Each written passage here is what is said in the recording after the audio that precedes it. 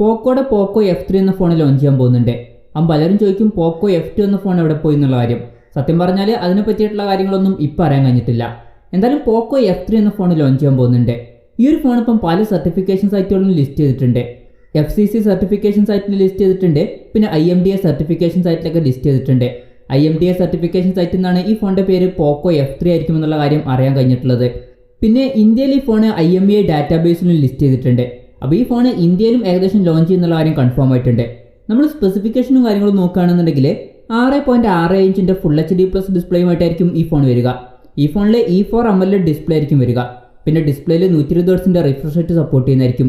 അതുപോലെ തന്നെ 360 ഹെർട്സിൻ്റെ touch sampling റേറ്റും ഈ ഫോണിൽ സപ്പോർട്ട് ചെയ്യും. പിന്നെ പഞ്ചോൾ ഡിസ്പ്ലേയുമായിട്ടായിരിക്കും ഈ ഫോൺ വരിക.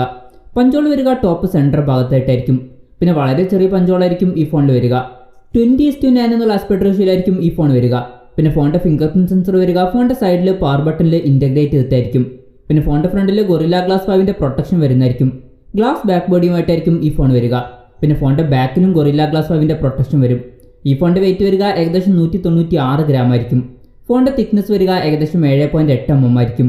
പിന്നെ പ്രോസസ്സറിൻ്റെ കാര്യം പറയുകയാണെങ്കിൽ സ്നാപ്ഡ്രാഗൺ 870 എന്ന പ്രോസസ്സറുമായിട്ടായിരിക്കും ഈ ഫോൺ വരിക. ഇതിൽ 5G സപ്പോർട്ട് ചെയ്യുന്നതായിരിക്കും. LPDDR5ൻ്റെ റാം ആയിരിക്കും ഈ ഫോണിൽ വരിക. UFS 3.1 സ്റ്റോറേജ് ടൈപ്പുമായിട്ടായിരിക്കും ഈ ഫോൺ വരിക. ആൻഡ്രോയിഡ് 11 ബേസ് ചെയ്തിട്ടുള്ള MIUI 12 സോഫ്റ്റ്വെയറുമായിട്ടായിരിക്കും ഈ ഫോൺ വരിക.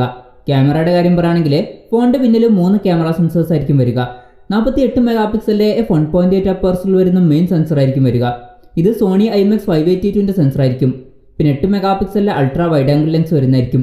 ഇതിൻ്റെ ഫീൽഡ് ഓഫ് വ്യൂ വരിക 119 ഡിഗ്രി ആയിരിക്കും.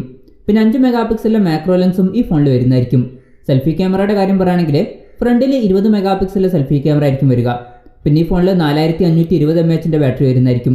33 വാട്ടിൻ്റെ ഫാസ്റ്റ് ചാർജിങ് സപ്പോർട്ട് ചെയ്യുന്നതായിരിക്കും. Type-C ചാർജിംഗ് പോർട്ടുമായിട്ടായിരിക്കും ഈ ഫോൺ വരിക. ഈ ഒരു ഫോണിൻ്റെ സ്പെസിഫിക്കേഷനും കാര്യങ്ങളൊക്കെ കേട്ടപ്പോൾ പലർക്കും തോന്നിയിട്ടുണ്ടാവും ഇത് റെഡ്മി K40 എന്ന ഫോണിൻ്റെ സ്പെസിഫിക്കേഷൻ അല്ലേ എന്ന്. സംഭവം ശരിയാണ്. റെഡ്മി K40 എന്ന ഫോണിൻ്റെ റീബ്രാൻഡഡ് വെർഷൻ ആയിട്ടായിരിക്കും പോക്കോ F3 എന്ന ഫോൺ ലോഞ്ച് ചെയ്യുക. വിലയുടെ കാര്യം പറയുകയാണെങ്കിൽ ചൈനയിൽ റെഡ്മി K40 എന്ന ഫോൺ ലോഞ്ച് ചെയ്തത് ഏകദേശം 22,500 രൂപ പ്രൈസ് റേഞ്ചിലാണ്. പക്ഷേ ഇന്ത്യയിൽ ചൈനയിലുള്ളതിനെക്കാട്ടിലും കുറച്ചും കൂടി കൂടിയ പ്രൈസ് റേഞ്ചിലാണ് ഫോണുകൾ ലോഞ്ച് ചെയ്യാറ്.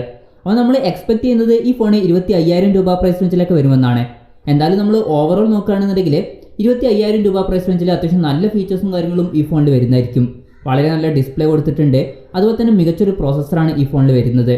അപ്പോൾ ശരിക്കും ഒരു ഫ്ലാഗ്ഷിപ്പ് കില്ലർ എന്ന രീതിയിൽ തന്നെയായിരിക്കും പോക്കോ F3 എന്ന ഫോൺ വരിക. പിന്നെ ഇമ്പോർട്ടൻ്റ് ആയിട്ടുള്ള കാര്യം ഏത് പ്രൈസ് റേഞ്ചിലായിരിക്കും ഈ ഫോൺ ലോഞ്ച് ചെയ്യുക എന്നുള്ളതാണ്. പിന്നെ ഈ ഫോണിൻ്റെ ലോഞ്ച് ഡേറ്റിനെ പറ്റിയിട്ടുള്ള കാര്യങ്ങളൊന്നും ഇപ്പോൾ അറിയാൻ കഴിഞ്ഞിട്ടില്ല.